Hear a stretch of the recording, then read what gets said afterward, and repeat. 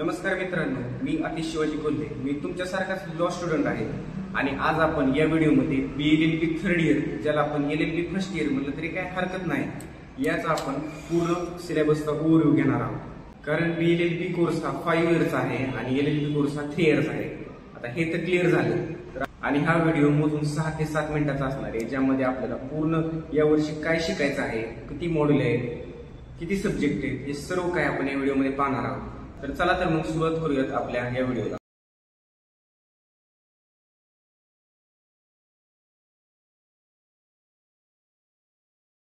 सर्वप्रथम आपल्याला या सेमिस्टरमध्ये एकूण 6 सब्जेक्ट असणार आहेत.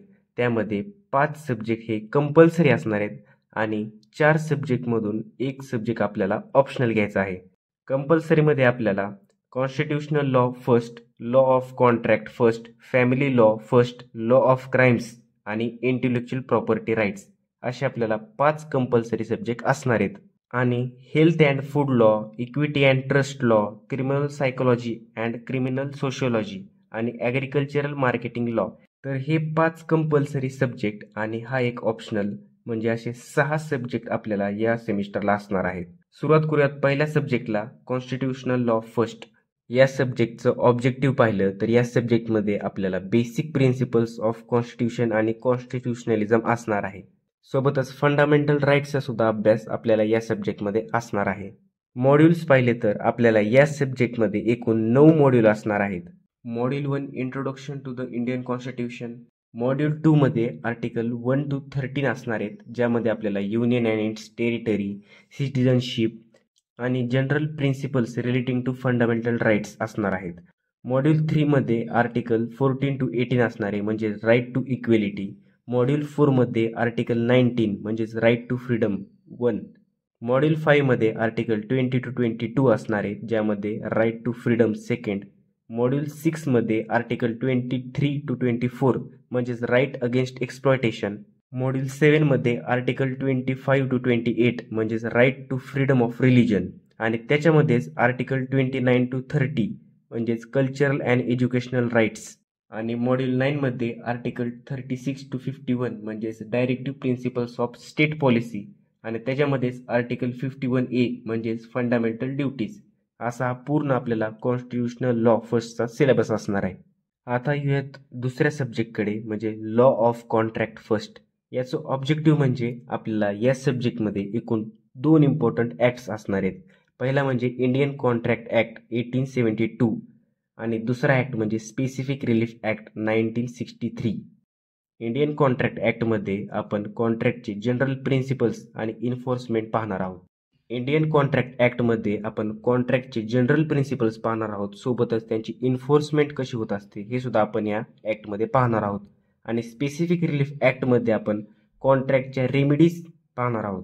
मॉड्यूल फर्स्टमध्ये दरवेळेसप्रमाणे आपल्याला इंट्रोडक्शन आणि फॉर्मेशन ऑफ कॉन्ट्रॅक्ट असणार आहे आणि याच कॉन्ट्रॅक्टचं इसेन्शियल एलिमेंट्स जसं की competency parties, consideration, free consent हे मॉड्यूल वाईज डिवाइड केलेलं आहे. म्हणजे मॉड्यूल 2 मध्ये कॉम्पिटन्सी ऑफ पार्टीज, मॉड्यूल 3 मध्ये फ्री कन्सेंट, मॉड्यूल 4 मध्ये कन्सिडरेशन, असे कॉन्ट्रॅक्टचे 3 एलिमेंट या मॉड्यूलमध्ये कव्हर केलेले आहेत.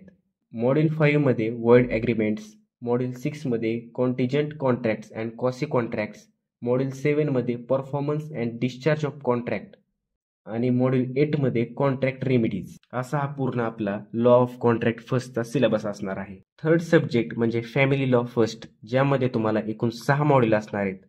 ऑब्जेक्टिव्ह पाहिलं गेलं तर पर्सनल लॉ हा फॅमिली रिलेशन जसं की marriage and divorce, support and maintenance, children and their custody, guardianship, adoption, यासोबतच joint family system, devolution of property upon death of person, यासाठी सुद्धा पर्सनल लॉ ॲप्लिकेबल आहे असं यामध्ये मेन्शन केलेलं आहे.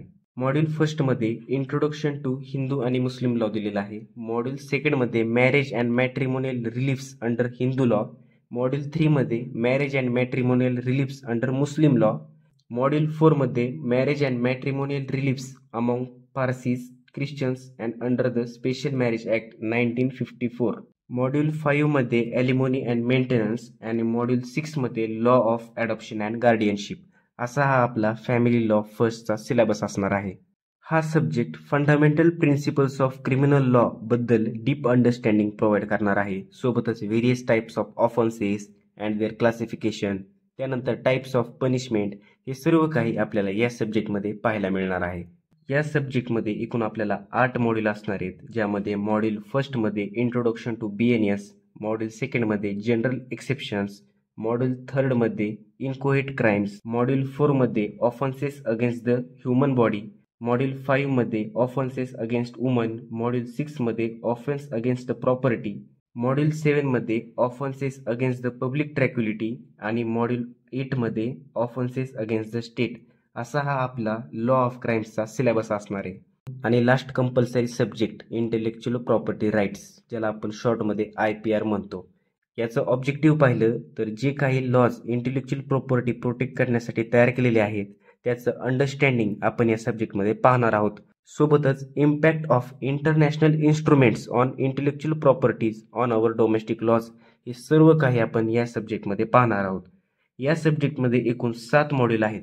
मॉड्यूल फर्स्ट हे प्रत्येक सब्जेक्टचं इंट्रोडक्शन असणार आहे, त्यामुळे या सब्जेक्टमध्ये सुद्धा मॉड्यूल फर्स्ट हे अंडरस्टँडिंग इंटेलेक्च्युअल प्रॉपर्टी आहे.